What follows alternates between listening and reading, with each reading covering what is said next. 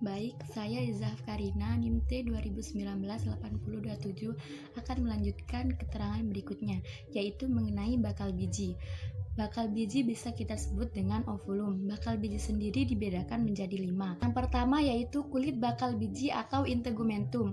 Kulit bakal biji ini merupakan lapisan yang paling luar, yang nantinya akan menjadi kulit biji.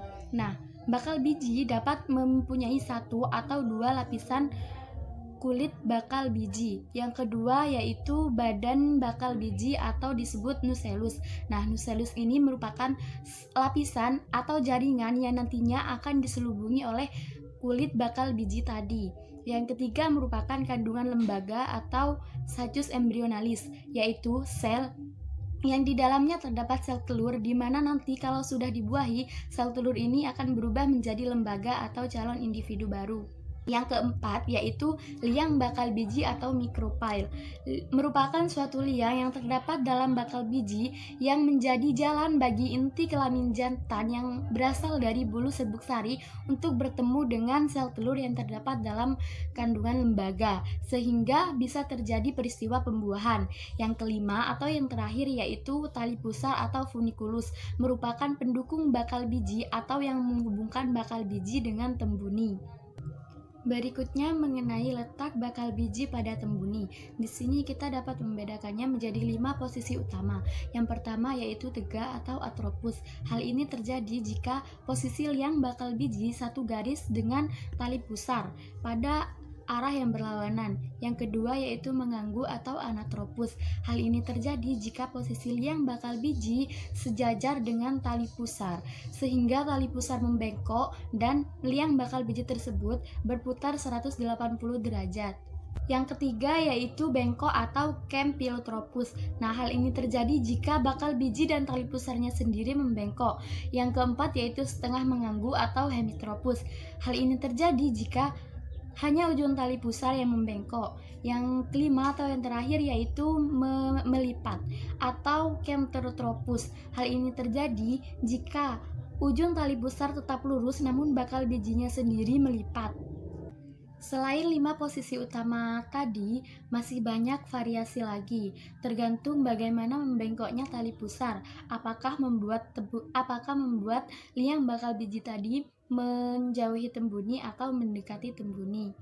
Hal yang saya uraikan tadi, bakal bijinya terdapat di dalam bakal buah yang merupakan badan tertutup, sehingga bakal bijinya tidak tampak.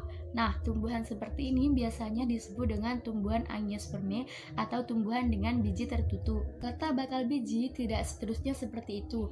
Misalnya pada pakis haji. Pada pakis haji letak bakal bijinya terletak pada daun-daun buah yang tetap terbuka. Nah, jenis tumbuhan seperti ini biasanya disebut dengan gymnospermae atau tumbuhan dengan biji terbuka. Berikutnya yaitu mengenai tangkai kepala putik atau stilus. Tangkai kepala putik ini merupakan bagian dari putik yang biasanya berbentuk benang dan merupakan bagian lanjutan dari bakal buah ke atas. Umumnya tangkai kepala putik ini berbeda dengan tangkai sari karena bentuknya lebih besar. Dalam hal ini, tangkai kepala putik biasanya lebih panjang, sama panjang atau lebih pendek daripada kepala sarinya, dan letaknya bisa sama tinggi, lebih tinggi atau lebih rendah dari kepala sarinya. Hal ini sangat berpengaruh pada proses penyerbukan. Berikutnya yaitu kepala putik atau stigma. Bagian kepala putik merupakan bagian putik yang paling atas yang berfungsi untuk menangkap serbuk sari.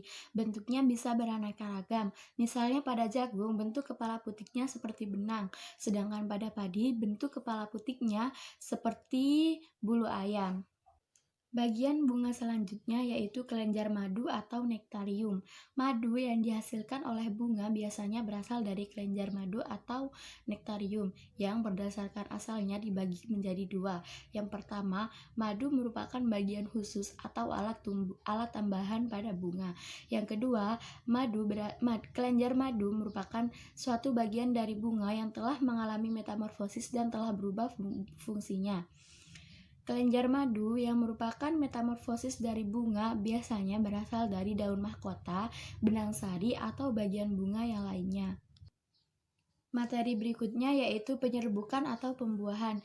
Yang dimaksud penyerbukan ialah jatuhnya serbuk sari pada kepala putik untuk tumbuhan golongan berbiji tertutup dan jatuhnya serbuk sari kepada bakal biji untuk tumbuhan golongan berbiji terbuka.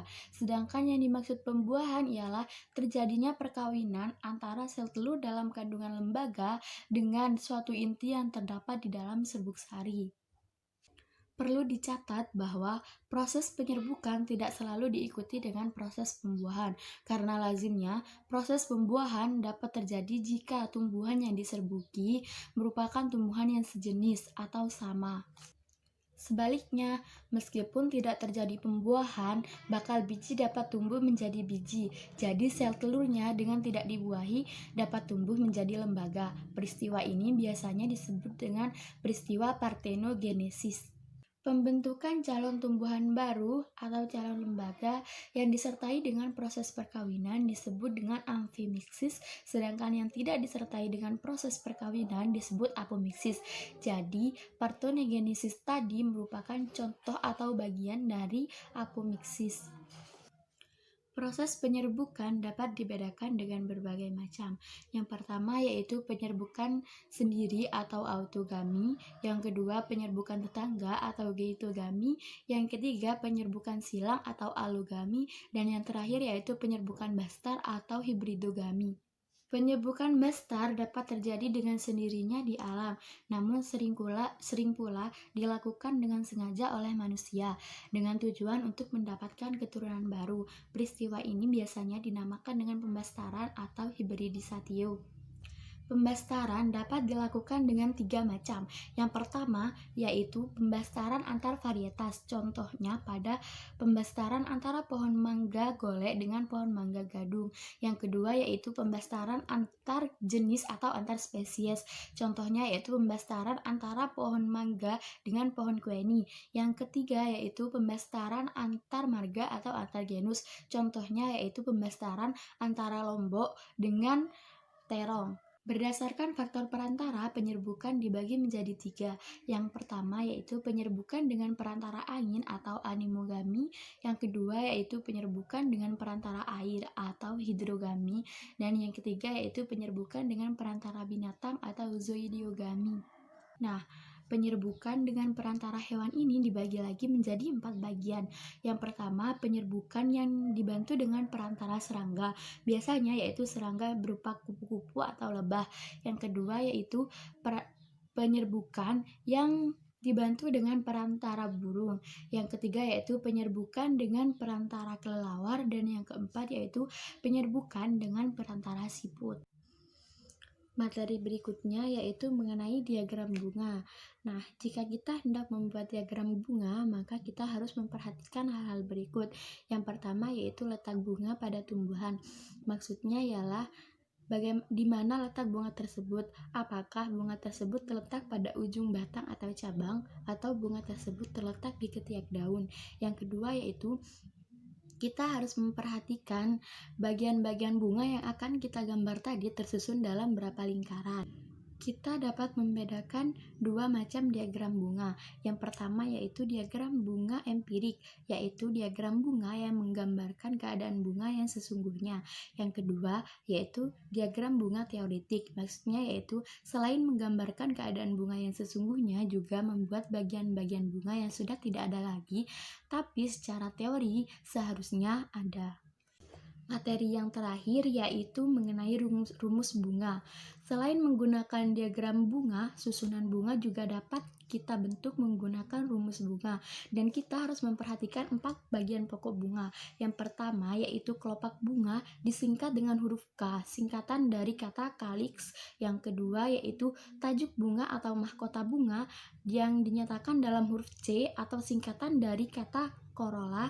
Yang ketiga yaitu benang-benang sari yang dinyatakan dengan huruf A merupakan singkatan dari kata androecium, dan yang terakhir yaitu putik bunga yang dinyatakan dengan huruf G atau singkatan dari kata ginaecium. Nah, untuk penulisan rumusnya di belakang huruf tadi ditulis jumlah angka yang menunjukkan jumlah dari bagian-bagian tadi. Contoh penulisannya seperti ini.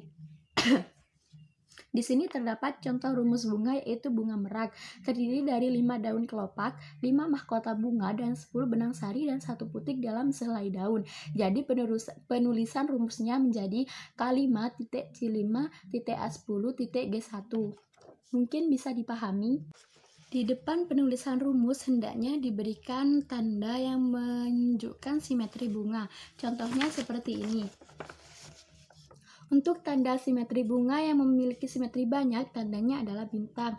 Untuk yang bersimetri 1, tandanya panah ke atas. Nah, untuk bunga merak merupakan bunga yang bersimetri 1. Jadi penulisan rumusnya tanda panah ke atas K5.C5.A10.G1. Selain lambang yang menunjukkan simetri bunga, juga ditulis lambang yang menunjukkan jenis kelamin bunga.